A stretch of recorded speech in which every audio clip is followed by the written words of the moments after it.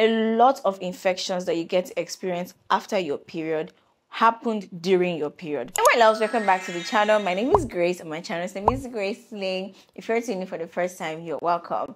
And if you're a returning subscriber, hi.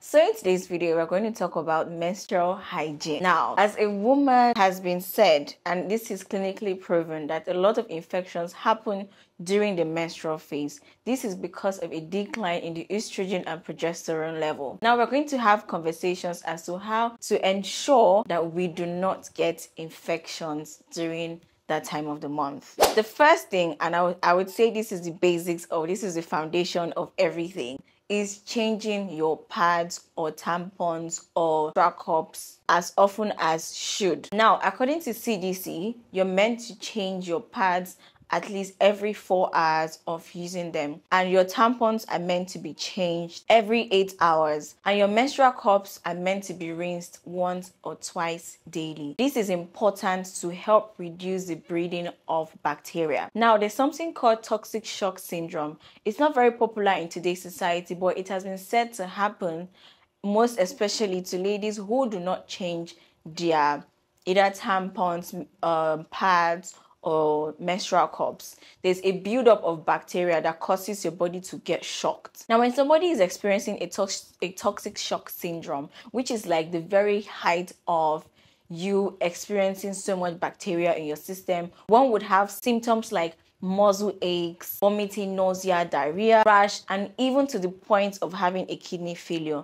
This is because of an excessive buildup of bacteria in your blood. Now, to avoid this, for me, in my opinion, you start from the basics. So ensuring that you change your pads every 4 hours, changing your tampons every 8 hours, and changing your menstrual cups or cleaning your menstrual cups twice to once daily. This is going to help reduce the growth of bacteria in your body. Another thing I'm going to talk about, for me, in my opinion, when I'm getting towards that time of the month, I ensure I clean my lady area. So some people don't have the money to afford waxing. So if you don't have money to afford waxing, you can definitely afford shave stick. And this is going to go a long way just to help reduce the amount of hairs in that particular area. When you're menstruating, the blood has a way of attaching to your hair follicles. This is not just only going to block your hair follicles, it's also going to cause rash, pimples, and all that weird stuff.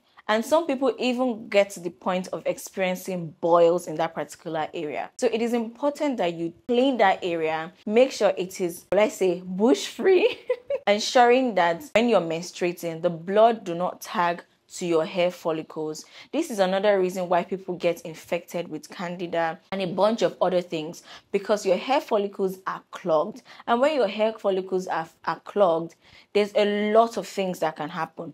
A lot of buildup of bacteria, a lot of wrong things. Another thing is wearing breathable underwears. It's okay if you want to wear nylon underwears during the other phases of your cycle, but when it comes to the menstrual phase, personally, I try to wear cotton panties because for me, it enables some form of breathing during that time. You already know when you're wearing your pad, of course, like everywhere is covered. Your girl is not breathing as much as possible. But when you wear a cotton underwear, there are other areas that air can come into your girl. Right? And so for that reason, wearing cotton underwears will ensure that some air is getting there. But when you wear nylon and other kinds of fabric, you don't have a lot of air going there. And when you have less oxygen going through those areas, there's an environment that is very conducive for an overgrowth of bacteria.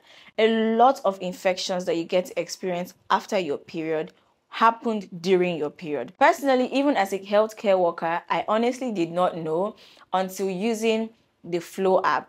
Now, this brings me to the next point, documenting your period. This is important not just to keep a record there for you to fall back on when you're trying to get pregnant or other hormonal issues, but it is also a good record to know when something is wrong, right? If your period usually lasts for 5 to 6 days and it's only lasting for 2 days, your Flo app most often than not would let you know that your period has shortened to a very large extent. If your period on a normal day is say 30 days, on the 30th day you usually see your period, but now you're seeing it on the 21st day, that should raise an alarm to you. But you wouldn't know unless you are actually documenting your period. If you actually record your period, let me know in the comment section what app you use and how often you do so as well. And of course, this video is not sponsored, so I have no affiliation with the Flo app.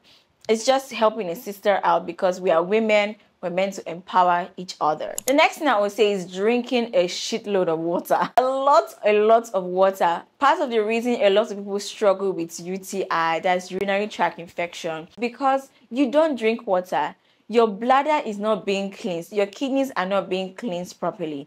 Aside, the skincare industry telling you to drink water for your skin, it is also amazing for her. The way you clean outside is the same way you're also meant to refresh the inside out. Okay, now you have to research based on your body type and your height to know the amount of water you're supposed to drink. I'm going to leave in the description box a website that will help you calculate how much water you're supposed to be drinking based on your body type and based on your height. The next thing is washing my panties. Now, it is no brainer that you have to wash your pants, if otherwise you're going to deal with a lot of infections.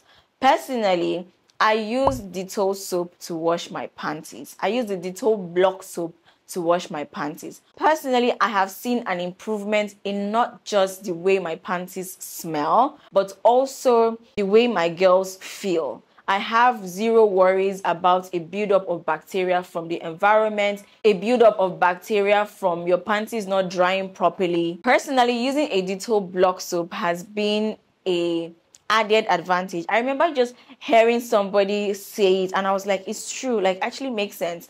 And when I started using it, baby, I don't know, when I start saying baby is entering, I can see the difference in the way my panties smell, in the way they feel, in the way my girl feels. And I feel like it's a tip that I should drop for y'all to know. The next thing I would say is getting a hygiene purse, getting a hygiene little bag. Now, you all know when you get like a full set of bags, it comes with that tiny one. I'll put a picture of what I'm talking about.